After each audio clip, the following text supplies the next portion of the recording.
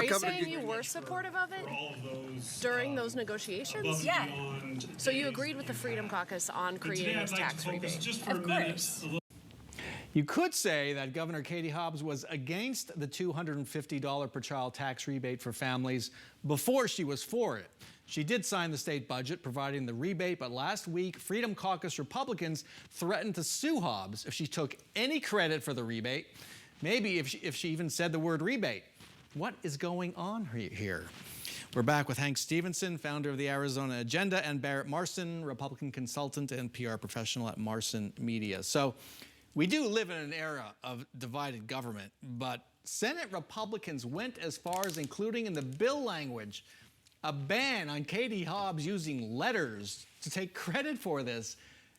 Is this insane or what? Yeah, I mean, look, I can't think of a controversy that is less interesting, but it is a bit of a controversy, and Katie Hobbs has changed the letter to reflect the fact that she's not allowed to mention the R word, I guess, in her life. So Republicans can chalk that up as a victory, I guess, but it is it's quite a meaningless victory. But what I think this shows is just next session, if, last session was a kumbaya moment, this session. Was it? Well, at least for the budget. The budget it was. Yeah, but this session is going to be even worse. Fewer vetoes, but more rancor. You agree with that? This was spurred by Senator Jake Hoffman. Yeah, who threatened to sue and put the... Agree 100%. The whole thing is petty top to bottom. It's petty that it was put into the bill. It's petty that the governor chose to, send out this letter. I don't think that anyone cares who's giving them the rebate. Maybe I'll put in a public records request for the governor's website and see if there was additional traffic from that. But I think if you send out 1 million letters to Arizonans saying you're getting a rebate, go check the governor's office website, you might get a few hits. But this is a whole lot of time spent, energy spent about nothing. But a signal of what's to come?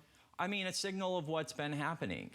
You saw in Jake Hoffman's tweet, he's back on Twitter after his lifetime ban expired, that he was threatening the director with many sleepless nights, that the director of the Department of Revenue may be held personally liable for this, what was it? $2 million. $2 million. I don't even know where we I don't know. $2 million for a website? But that's what Jake Hoffman has been doing this whole year, is basically harassing the directors. This is just a continuation of his committee on director nominations, taking it to the Twitter sphere instead of the legislative sphere. Got to end it there. The election is 1 year from this week, in case you needed a reminder. Hank Stephenson, Barrett Marson. Thank you. Thanks so much for joining us.